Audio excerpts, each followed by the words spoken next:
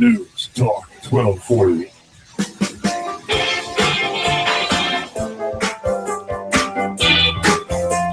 Chicago is not really a place that I would want to go to be quite honest. In fact, I would try to avoid Chicago as much as I possibly could. Now, there are some cool things about Chicago, yeah, but I also don't really want to get shot. So I would avoid going to Chicago as much as I possibly could. This is Digital Drive. I'm your host, Russell. We're talking about technology and quite a bit more here on Hot News Talk Radio AM 1240. Now, we're going to do something a little bit weird, because this doesn't have a whole huge amount to do with technology, although it is following a trend today, which is kind of odd, actually, not something that I usually do. So trends and themes are usually not what we do here, because I'm not really big into the whole structure. I hate structure, which is why I'm an anarchist. I hate structure. That's why I'm against speed limits. I'm against law in general. And I'm against politicians, so I hate structure.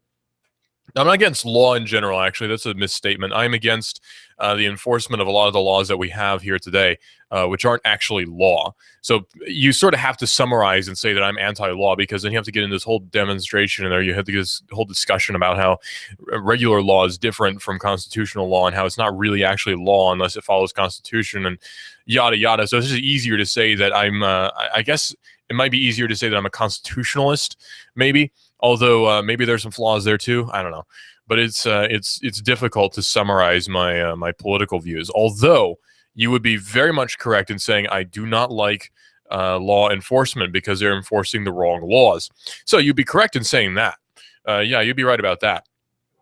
Now, the major problem that we have here is law enforcement gone amok. You know, running all over the place, doing all sorts of illegal things, which is also not very surprising either, considering that there's little to no oversight and there's little to no punishment for wrongdoing when we're talking about law enforcement. Something that's come out that is especially disturbing, though, is what's happening in Chicago.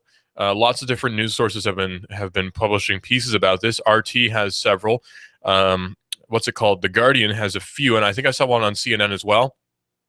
You're never going to hear about this on Fox, because Fox is always pro-police and very very milquetoast when it comes to discussions about law enforcement. But the Chicago Police Department detained 3,500 people at secret interrogation sites, and 82% of them were black, according to a report. So newly revealed documents have shown that at least 3,500 people, Americans, have been detained inside a Chicago police warehouse, 82% of whom were black, and the site has been described as a secret interrogation facility.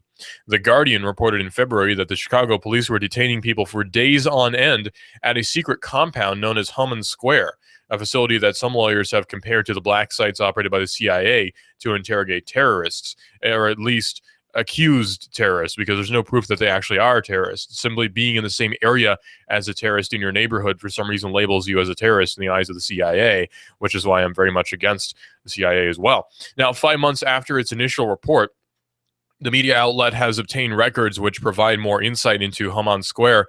The information disclosed in the documents obtained by The Guardian through a Freedom of Information Act request, which is very hard to say, by the way, have raised concerns of civil rights violations.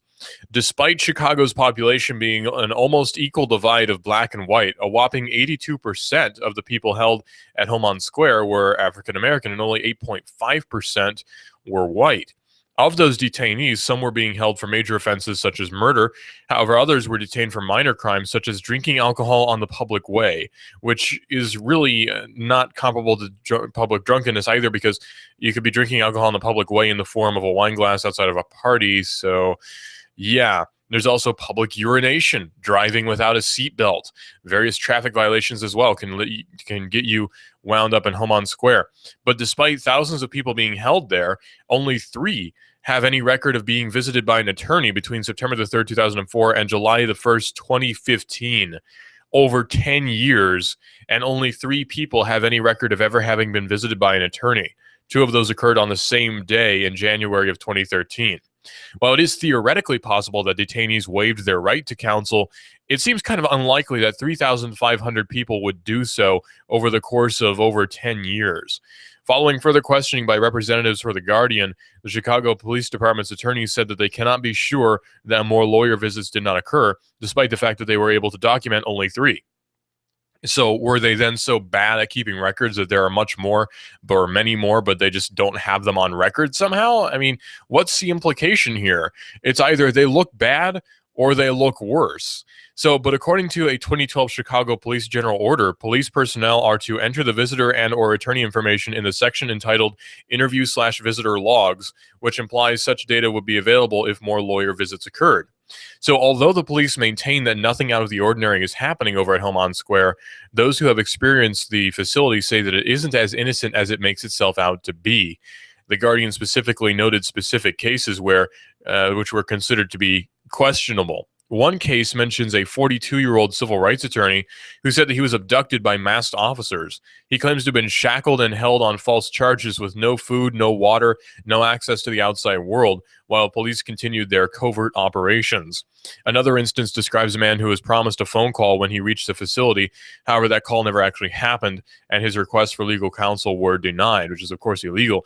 The man's wife said that she did not speak to her husband for more than 24 hours because she could not locate him in the police system, and she never received a call from him. Instead, she briefly found out about his arrest via text message while he sat in the back of a squad car, unaware of where he was being taken.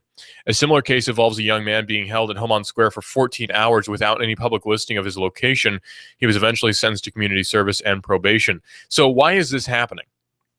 Well, there might be many answers, one of which is kind of obvious, which would be overpopulation of the jails. Sure, you can make that argument. But also, it seems that that's kind of a poor argument in general, because overpopulation of jails is generally attributable to people being put in jail for very, very minor things, and also things which should not be crimes. You have people going to prison for possession of marijuana. You have people going to prison for possession of a firearm, which is, of course, not constitutionally illegal, but for some reason it's illegal in the sense of there's statute against it, right?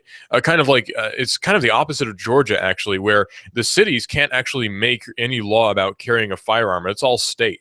So the state of Georgia maintains that you may carry a firearm so long as you are licensed to do so, which, of course, I disagree with the licensure part. But so far as states go, Georgia's pretty good about that sort of thing. And I'm sure Tennessee is as well, although being a Georgian, I care a little bit more about Georgia law. But it's interesting how we're totally the opposite down here of Illinois, where it seems like Illinois' gun laws are so terrible, and laws against other things are just so terrible and so oppressive. How does anyone deal with that? You know, it seems like people in Chicago, or at least the governance in Chicago, doesn't really seem to care very much about actual liberties. Well, for instance, there was a concert that was being held for a very famous rapper, 19 years old, by the way.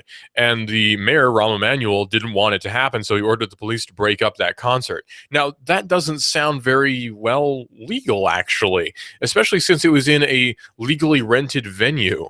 Lots of these things happen in Chicago. Why is Chicago such a, well, I guess, cesspit of abuse? Following the news of the report on Thursday, U.S. Congressman Danny Davis said that he will personally pursue a meeting with the police superintendent Gary McCarthy in an attempt to learn the rationale for the methods used at Helmond Square. And Davis's statement comes after February protests and calls for investigations from local politicians. So at least some people seem to care, or at least on the surface of it. These initial calls were met with opposition from Chicago Mayor Rahm Emanuel, of course, in February, who stated, "We follow all the rules," adding that the report about the facility was not true. Okay, so prove it. The police also spoke out on March the 1st, stating that Helmond Square merely housed undercover units, a property reclamation area open to the public, and several standard interview rooms. Despite all this controversy, police are still using Helmond Square as a detention facility, and they're showing no signs of ceasing operations there. At least 118 people have been taken to the facility since February the 24th, and most recently confirmed detention took place on June the 30th.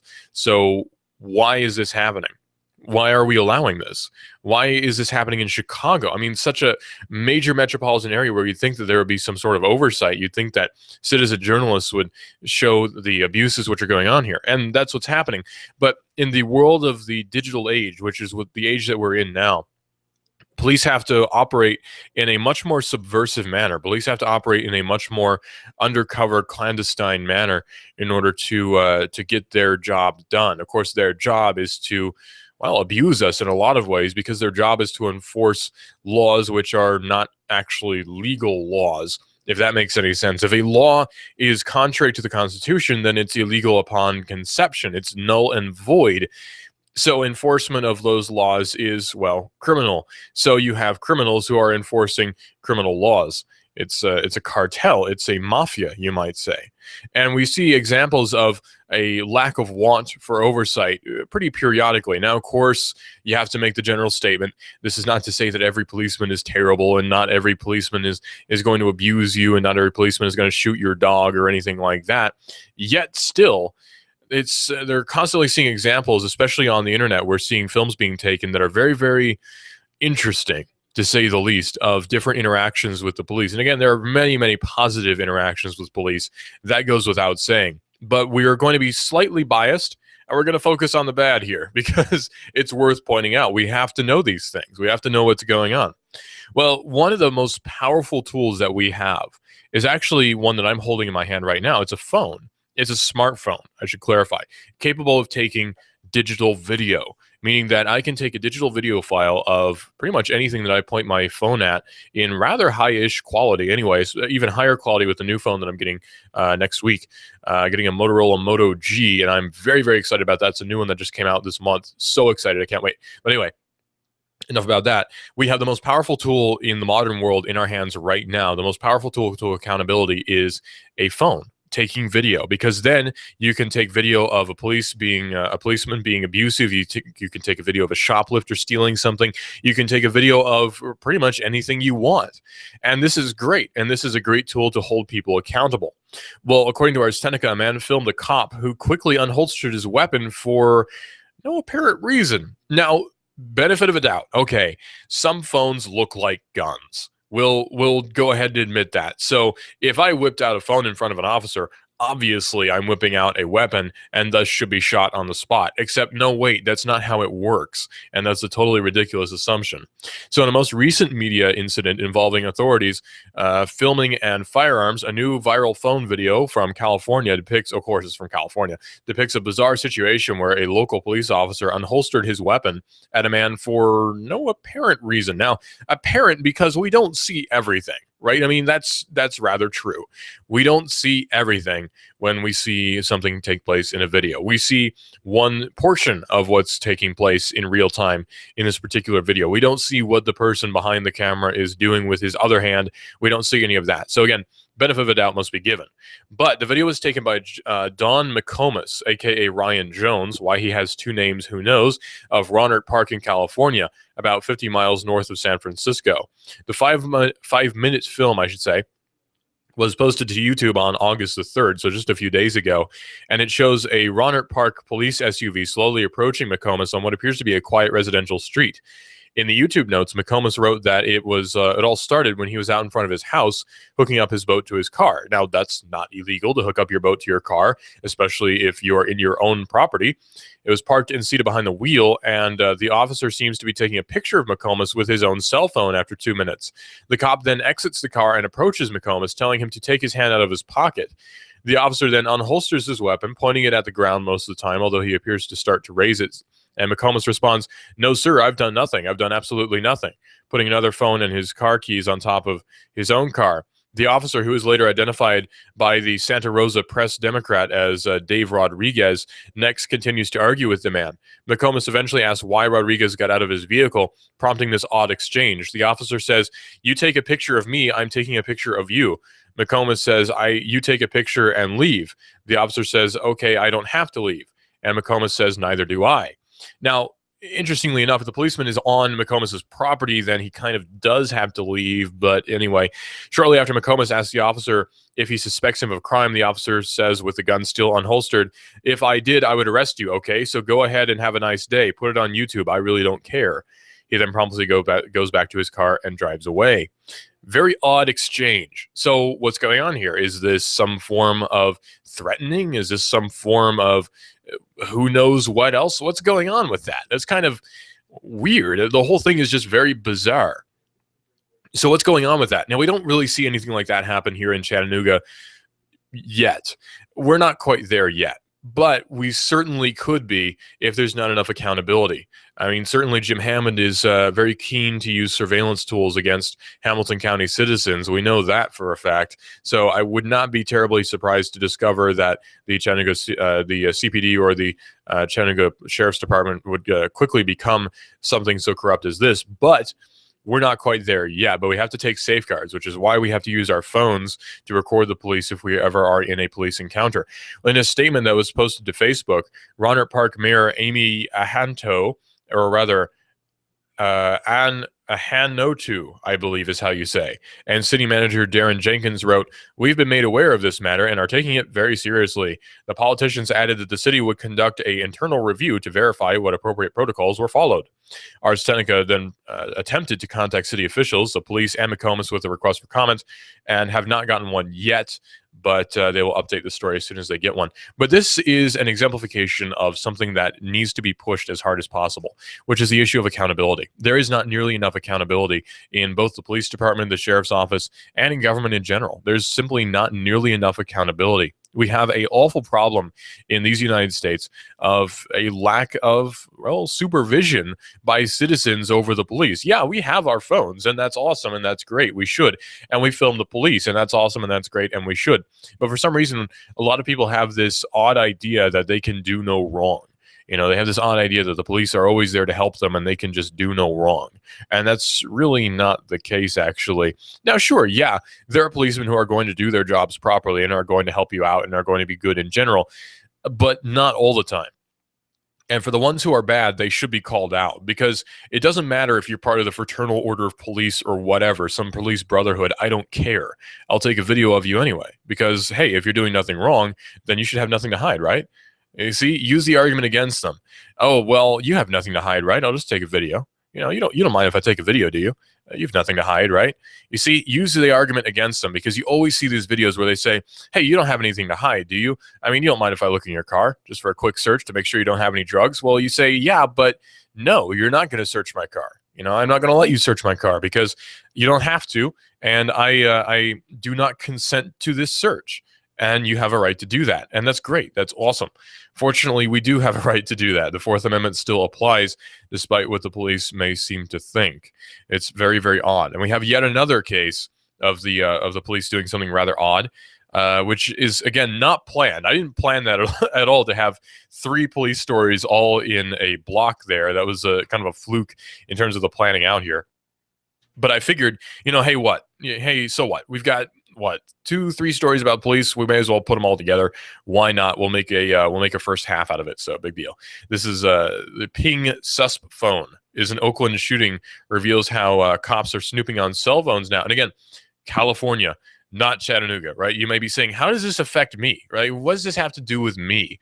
Police in California can do all sorts of crazy stuff, and California may as well be a whole nother country compared to us here in Chattanooga, or compared to us in the Georgia area or the Alabama area. You know, California may as well be a whole nother country on the other coast of this continent. You know, it may as well be a whole nother country, kind of like Canada. Well, actually, this does have quite a bit to do with us, because the tools which are used are often provided by the feds and leased out in such a manner that they don't really have to be recorded by the different offices. As an example, if the federal marshals get involved in a search for a fugitive here in this country, then the sheriff's office will, of course, assist them in that. But the federal marshals can use, of course, they can use, according to them, I would disagree, but they claim that they can legally use cell phone tools in order to track down an individual without using a warrant. Now, of course, that's not anywhere close to legal. The Fourth Amendment is very clear about that. However, the federal marshals don't particularly care, because they don't expect that they'll ever be caught. Makes sense, right? Well, it's interesting, though, because that can then be used in conjunction with tools from the sheriff's office. So it's almost as if the sheriff's office is using these federal tools, but there's really not any record of it being used by the sheriff's office. And if you file a Freedom of Information Act request, you're not really going to pull up anything with the sheriff's department, because it was used by the federal marshals, just as an example. So these stories we'll often hear coming out of an area like Chicago or an area like California, But, of course, that was a city and a state. I realize that. But we'll use another example. We hear this coming out of Oakland, or we hear this coming out of Chicago or New York City or Pennsylvania or in Philadelphia, the sorts of things like that. But that doesn't mean that it can't happen here. It doesn't mean that it hasn't happened here, because there's quite a lot of evidence pointing towards the idea that it may possibly have happened here, which is police using cell phones to track individuals without a warrant. So our Seneca has this really good story about Oakland, where Officer Eric Karsaboom merely wanted to find a 4-door white Dodge car on the evening of January the 21st, 2013. Instead, someone else found him. The Oakland Police Department veteran was suddenly facing down the barrels of a trio of guns as 3 men, Deontay Kincaid, Joseph Pennyman, Damian McDaniel, surrounded his vehicle. We'll get to that in a second. This is the modern world. What kind of fool do you think I am? You think I know nothing of myself. You give us 12 minutes and 40 seconds, we'll give you Chattanooga and the world. News Talk 1240. Hi, this is your computer speaking. I don't feel so well. It's like I've come down with a bug, and I'm getting slower. Affordable Computers. We fix sick computers. Your hometown guys at Affordable Computers will repair your PC in half the time of the big boys at an affordable price. No tricks, no gimmicks, no computer speak technobabble. Just good, quick, and courteous affordable service and repairs. Want to affordably supercharge your PC? Affordable Computers on Highway 58. Affordable Computers hand builds all desktops in-house. If you're looking for a better-than-new refurb laptop, $150 will get you a Dell or another name brand at Affordable Computers. Affordable Computers, Highway 58, between Arby's and Taco Bell. Also Fort O, Battlefield Parkway, near Holcomb's. Affordable Computers, we service what we sell. Call 499-1975. That's 499-1975. Wow, this is amazing. I'm feeling great. Supercharged. We've got a table here at Delia's in Saudi Daisy, ready to delight in a plate of authentic Mexican food. Delia's spreads a rich selection, loaded nachos, crazy chicken, homemade tamales, maybe the enchiladas with beef, chicken, pork, quesadillas. Every dish beautifully pictured on the menu to help us decide. Join us for lunch or dinner. We're at Delia's in Saudi Daisy on Dayton Pike near the Thrasher Light. Here's dinner. Delia's uses the freshest ingredients, cooked to perfection. Nachos, homemade. Delia's open every day except the Lord's Day. For lunch and dinner, treat yourself to Delia's genuine Mexican food. In Saudi, call 521-7145. That's 521-7145. Do you feel better outside your home or business than in? Indoor air quality is important. Mildew, mold, smoke, water, and rodent damage are prime causes of poor indoor air quality. Ducts, Indoor Air Professionals, better known as Duct Busters, cleans HVAC systems using 127 definable Duct Busters steps. Let Mark Thompson address the indoor air quality at your business to help reduce employee illnesses. Prevent fires by cleaning your dryer vents. Mark and his parents, Dick and Joan Thompson, have been building our local economy and helping local people with HVAC systems 16 years. Ducts, Indoor Air Professionals. Call 876-9907. 876-9907. Ducks. Call now.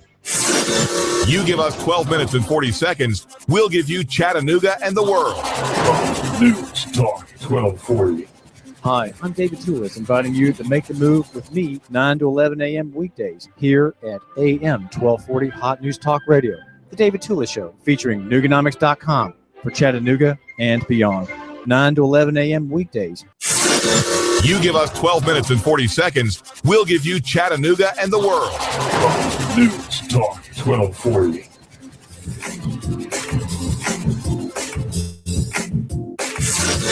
You give us 12 minutes and 40 seconds, we'll give you Chattanooga and the world. News Talk 1240.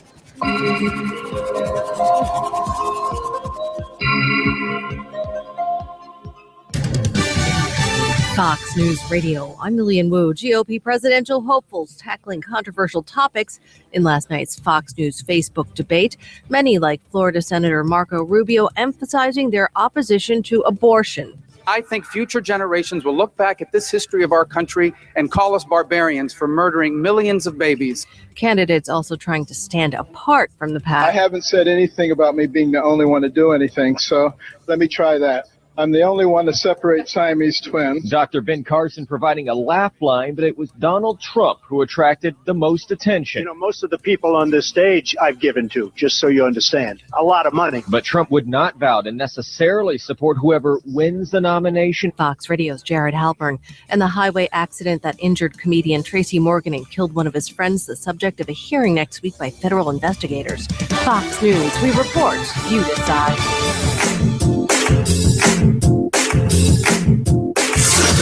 You give us 12 minutes and 40 seconds, we'll give you Chattanooga and the world. Fox News Talk 1240.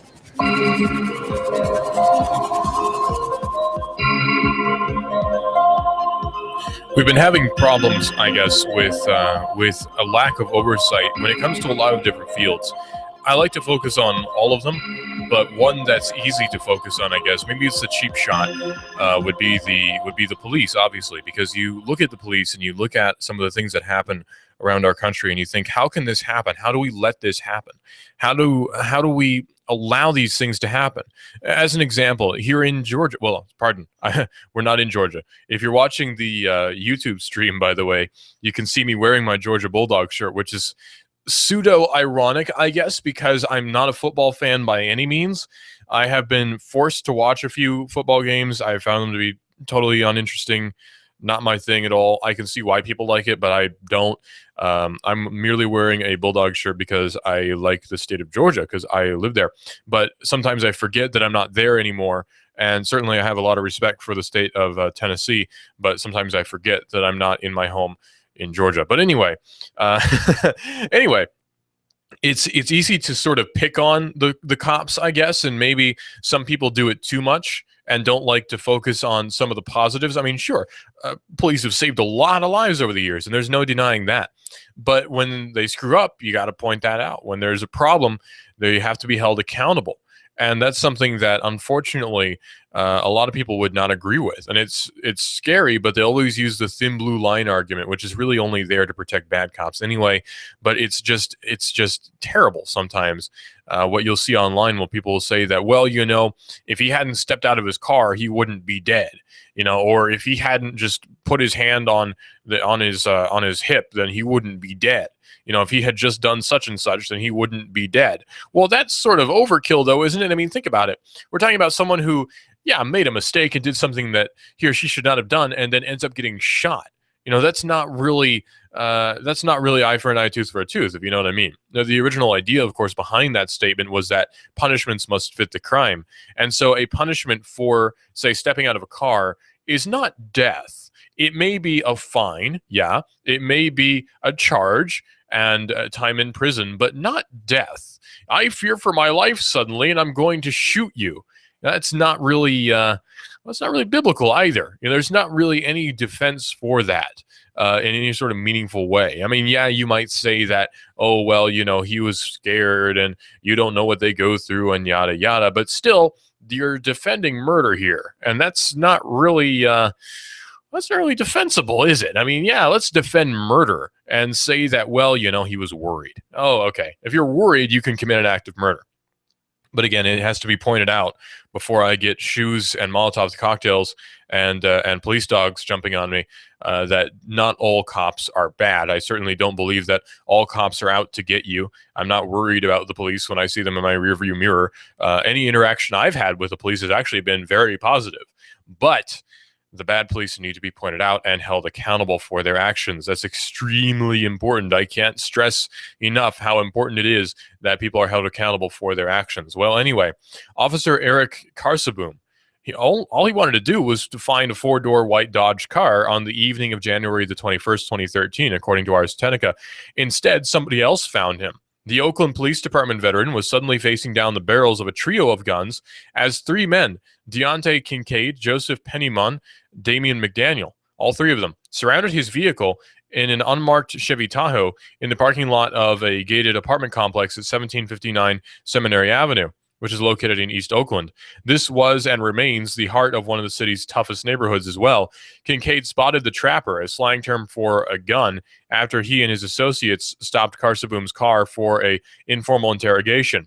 Undercover and alone, Carseboom had crept into the apartment complex behind another vehicle, hoping to find the Dodge that the Oakland Police Department connected to a suspect from a shooting the previous day. Now more gunfire was looming. As all three men kept their firearms aimed at the undercover officer, McDaniel came in through the unlocked passenger side door to take Carseboom's Glock 27.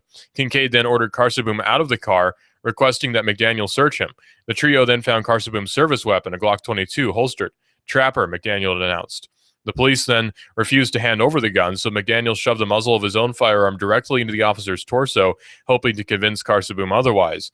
McDaniel then repeatedly tried to take the service weapon from Carseboom, but the officer continued to resist. Kincaid soon grew tired of the charade, and he smacked Carseboom hard on the head with the muzzle of the gun.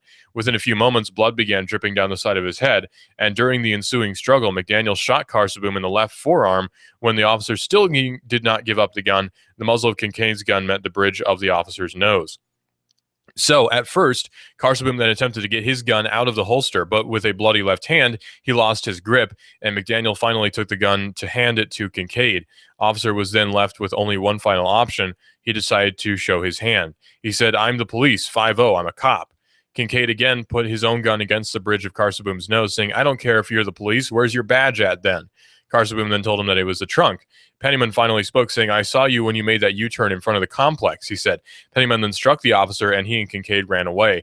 But McDaniel hesitated. Because of this, Carseboom was able to grab the man by the shoulder, toss him to the rear of the vehicle, and attempt to take him into custody. Carseboom then shoved McDaniel into the driver's seat and managed to take the attacker's gun away, all while keeping a lookout to see if the other two men returned. However, the officer could not secure the situation, and McDaniel spun away, sliding out of his coat to flee. At that point, the first Oakland Police Department car arrived. Throughout the entire incident, Mr. Carseboom, or Officer Carseboom, I should say, had kept phone communications with a nearby officer open. While he was bloodied, Officer Carseboom then briefed the arriving policeman and attempted to move his car into the street. He felt numb, though, and was quickly transported to Highland Hospital for treatment. The cuts on his head required 13 or 14 stitches. Now, this policeman does not appear to have really done anything wrong. He was in his car on an undercover operation, and maybe the undercover operation is something I wouldn't agree with, but still, he got bloodied in the process, and he had incredible restraint, it seems. And really, I have no qualms with how Mr. Carseboom, or Officer Carseboom, I should say, handled the situation, and I'm actually surprised he didn't open fire on anyone. The OPD soon set up an incident command post about 2 blocks north of the perimeter, and there were dozens of responders. Officers from other law enforcement agencies, including the Oakland Housing Authority Police, the California Highway Patrol, which flew in a helicopter from 3 counties north, the BART Police, and others. Even a Bearcat armored personnel carrier arrived. The OPD launched an immediate investigation and manhunt to track down the 3 men who badly wounded their colleague. Now, perhaps this is an overzealous response to 3 armed men, but then again, 3 armed men are quite dangerous, especially when on the loose in a neighborhood. So, okay, we'll go with that. Maybe this is necessary. Well, within a few days, all 3 plus a 4th man who was allegedly involved were eventually located. A criminal case, United States versus Ellis et al., meaning and all, now hangs in the balance. The men are charged with both the attempted murder of a local police officer and for running an alleged East Oakland gang centered around Seminary Avenue, known as Sem City. But in the process of locating one of the alleged assailants on that night nearly 3 years ago, the department may have unintentionally opened up a way for the defendants to challenge evidence in their case. And perhaps worse for the authorities at large, the OPD's actions in the wake of Carseboom's beating are shedding new light on one of the government's most prized and secretive surveillance tools, the cell phone hunting and intercepting device known as a Stingray. And that's where everything comes to a head, the Stingray device, something that I love to talk about because the police hate to talk about it. Now, again, the hunting down of these people, I do believe, was a necessary thing. They committed a crime. They appear to be running a gang operation. All of these things are rather reprehensible, and certainly they should be punished for doing these things. And of course, assaulting an officer is never a good thing to do. They even possibly could have killed him. He's shot in the arm, for heaven's sake. So there's not really any arguing against the arrest of these people. Absolutely, they should be arrested and have the book thrown at them. But the OPD appears to have used illegal means in order to obtain information about these people. So because of that, there's a rather strong defense for them. Now, that is not how you do proper police work, unfortunately. It's very, very annoying when this sort of thing happens, because then the whole case can potentially be thrown out simply because the OPD was overzealous. Carseboom, who's the officer who was bloodied, recalled the events during a preliminary investigation, or rather examination. But in retrospect, court documents show that the details start becoming murky at this point. The Oakland Police Department declared the scene as secure by 6:29 p.m., but a few hours after the incident, the Oakland Police Department officer Steve Valla received a call from a confidential informant who was labeled in court documents only as X, who is rather interesting. I guess X is a confidential informant who shall never be identified, I guess. Maybe there's a good reason for that, but apparently that's also legal. X told Valla that she or he, we don't know, received a call where X learned the names of two people who were involved in the original January the 20th shooting. Kincaid and McDaniel said that, the original January the 20th shooting, those people are Kincaid and McDaniel. X said that two others were present, Purvis Ellis and someone named Lil Joe, who was later identified as Joseph Pennymoon. X also told Valla that he or she believed that the guns taken from Carseboom's were now at Ellis's apartment inside 1759 Seminary Avenue complex. Keep in mind, a service weapon was taken, a Glock 22, which is not to say it's chambered in 22 long rifle. No, it's probably chambered in 40 Smith & Wesson, because that's what the police like to use. I don't know why. It's commonly called 40 short and weak because it is exactly that. It's a neck down 10mm cartridge. I don't know why they like to use it. I'm not a fan.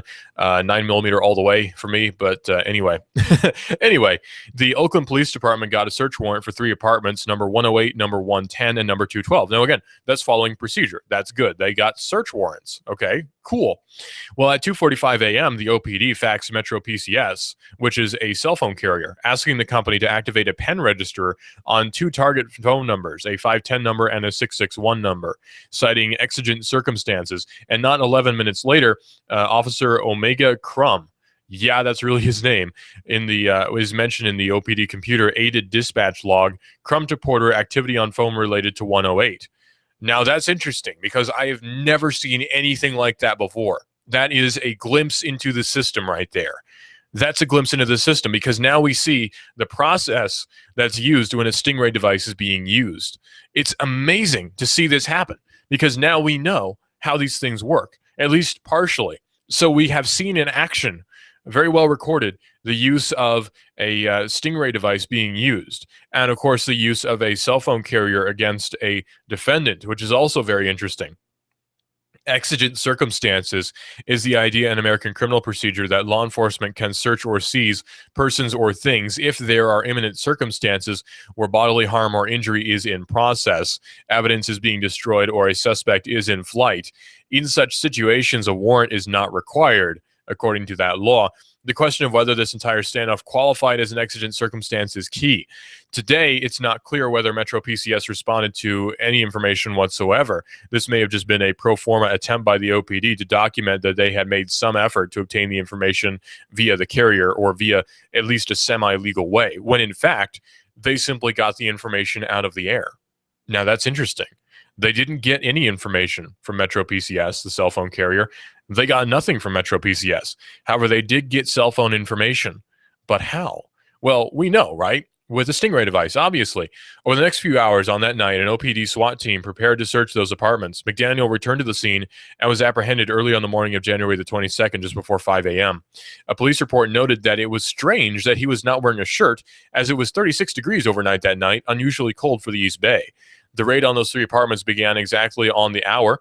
Officers found suspected marijuana, cell phones, which is not illegal, a cut ankle monitor, which turned out to belong to Kincaid, a loaded .22 caliber pistol, an iPad, an Android tablet, and a computer. Of course, an iPad and Android tablet are computers, but whatever.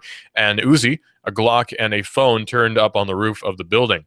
Notably, apartment number 212 yielded the guns taken from Carseboom, which is, of course, very important because those are service weapons that have essentially been stolen from the state, or at least from the local area. It's been stolen from the state in the broader idea of a state, and it's been stolen from the local jurisdiction, if you want to narrow it down. So a cell phone trapping device was in fact used. According to an OPD log that was later redacted, a notice soon went out at 5:24 a.m. saying ping sus phone in building towards rear still. So to sum that up, it's ping suspect phone in building towards rear still. What still means, I don't know. In addition to a CAD log notation at 3 a.m., this seemed to be the second indication in all the publicly available records that some sort of cell phone surveillance was taking place. The standoff did not end until hours later. Officers got a warrant to search the apartment at number 112, where they found Ellis, and he was arrested and later questioned, refusing to answer anything and requesting a lawyer. With Ellis in custody, the incident at 1759 Seminary Avenue became officially came to a close. A new standoff was only beginning, though, at that time as well. We'll stop there, but it's interesting that now we have a view into what goes on with these cell phone simulators. Now we know what cell site simulators look like when information is being sent out from them. So it's the dispatch receives information from the cell phone simulator, or cell site simulator, I should say, and that information is then sent to the police in order to locate the suspect. Very fascinating, because this is the first recorded instance that I have ever seen of any sort of usage of that that's not been totally redacted. Now we have information on how this is used and the actual procedure for using a cell site simulator. It's fascinating to see that happen. So a cell site simulator, I get ahead of myself sometimes. A cell site simulator is a device which is used to, well, it simulates a cell phone tower. It fakes the signal that a cell phone tower puts out, and your phone will connect to it automatically. Now, this can be used to triangulate your location. It can also be used to find out what texts you're sending, and it can also be used in some of the more recent models to capture 4G LTE data that you're sending out, and also your call information. So basically anything that goes out over the cell phone network from your phone can then be captured from a cell site simulator. So it's used without a warrant, which is, of course, illegal. Need I remind you, and I don't, but we'll do it anyway, of the Fourth Amendment, which is, of course, the right of the people to be secure in their persons, houses, papers, and effects against unreasonable searches and seizures shall not be violated, and no warrant shall issue but upon probable cause, supported by oath or affirmation, and particularly describing the place to be searched and the persons or things to be seized. That's very important, because that procedure was not followed in this particular case. There was no warrant that was supported by oath or affirmation that was used to obtain that cell phone record. Now, you might say, well, yeah, but they had to catch the guy somehow, right? Well, sure, but proper procedure must be followed. If we're talking about the police, we're talking about the state, these things have to follow their own rules. And if they don't follow their own rules, then really the rules don't even exist. If you think about it, if the police and if the state and if the federal government all the way up to the top don't follow the rules, then there may as well not be any rules at all. And that's the simple fact of the matter. Because think about it. If I set up a bunch of rules and I swear an oath to follow those rules, and then I just go and break them and there's no repercussions for doing so, then really I may as well have never made the oath, and I may as well have never actually seen the rules at all. There may as well not be any from my perspective, because I can break them with no repercussions whatsoever. And that's how it is with the federal government, because both the federal and the state and local governments break the law all the time, and there's really no oversight and there's really no repercussions. So really the state is in a state of anarchy when it comes right down to it, because laws are not followed. The law by the police is not followed, and not just the police, of course, by municipalities, by your city government, by our county government here in Hamilton County, by the federal government, all the way up to the top in the UN. These laws are not really regarded by these governmental institutions. The laws are instead used to suppress the people as opposed to suppress the government, which is what laws are supposed to be there for anyway. It's limiting government. And the government has decided to completely ignore those rules, and we haven't really done anything about it. And of course, you might say, what can we do about it? Well, hold them accountable, obviously. If there's enough outcry, there's enough uproar about the usage of the laws against us and totally ignoring the laws when it comes to government accountability, then there's enough uproar, then people will start to lose faith in the system. And then we'll wake up to the ultimate conspiracy, which is we don't need the government. That's the ultimate conspiracy. That's the ultimate secret that they don't want you to know. That's even more important than who pulled off 9/11 or what was really behind the Waco siege, or did we really land on the moon, or questions like what happened at the Gulf of Tonkin in Vietnam. All these different questions are totally insubstantial compared to the question of, do we actually need the state? And the answer is, of course, no. That's the real conspiracy, which is the state. The state is the ultimate conspiracy, which is against us, the people, you and me, you and I. It's against us here. It's not some sort of conspiracy to overthrow some sort of rule in a foreign land, although that is certainly reprehensible. No, it's a conspiracy against the people to keep them suppressed and to keep us, well, sort of semi-happy, like pigs in slop. We continue thinking that everything is A-OK when in actuality things are going quite poorly, and it's of course the fault of the state. Well, the Joint Chiefs have gotten a taste of their own medicine. The Joint Chiefs of Staff network outage has been linked to a sophisticated cyber attack, in their own words. For the past 2 weeks, the unclassified email system serving the Joint Chiefs of Staff has been down, and a report today from NBC suggests that there may be more to the outage than just what meets the eye. NBC says that the downtime is a result of a sophisticated cyber attack from Russian attackers, citing U.S. officials. The officials said that it's unclear whether the attack is linked to the government or individuals residing in Russia. The email system is expected to come back online sometime this week. I'm glad that they have that discretion, though, saying that it comes from Russia, but it might not actually be the Russian government, because Russia is a huge country. It's something that has to be kept in mind. Russia is in landmass much larger than the United States. It's second only to Canada in terms of landmass. So really, it could be any number of people inside this huge country, which is not entirely connected to the internet, but many, many people are within Russia. Huge population, lots of people who are very skilled at computers. So immediately blaming the government is, well, it's irresponsible, to say the least. The result, of course, is rather alarming, although not as damaging as recent intrusions into the State Department or the Office of Personnel Management, also known as the OPM. It's also unclear how the officials named in the piece linked the attack to Russia, given the historical difficulty of making an affirmative attribution. So perhaps they're jumping the gun. It doesn't appear any classified information was compromised by the breach. Oh well. But given the military importance of the Joint Chiefs, the outage is still cause for concern and cause for many laughs from me. It's interesting, though, how we keep seeing all these different hacks against the government, which really shows how behind the times the government really is when it comes right down to it, because these things keep happening and they keep getting all outraged and they can never find out who exactly did it. And it's very funny. Do you remember back when Sony Pictures got hacked and they immediately blamed North Korea, even though there was really next to no evidence that North Korea had anything at all to do with it? And then you had pundits on cable news saying that, well, this would be an act of war if it was North Korea. Maybe we should go to war with North Korea.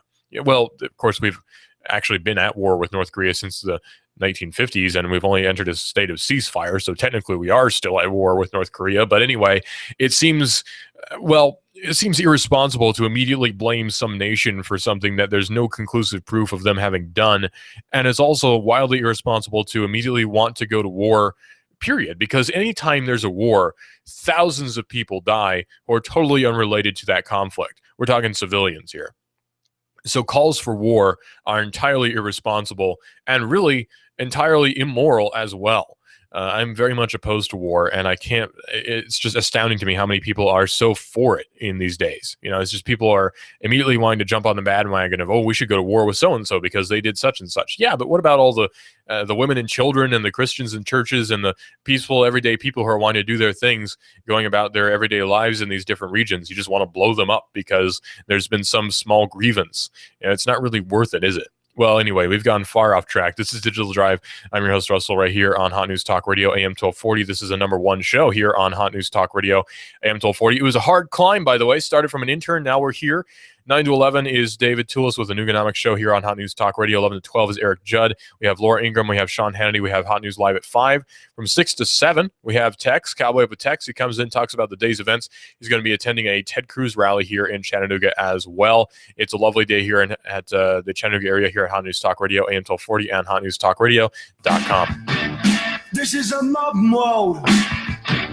This is the mob mode.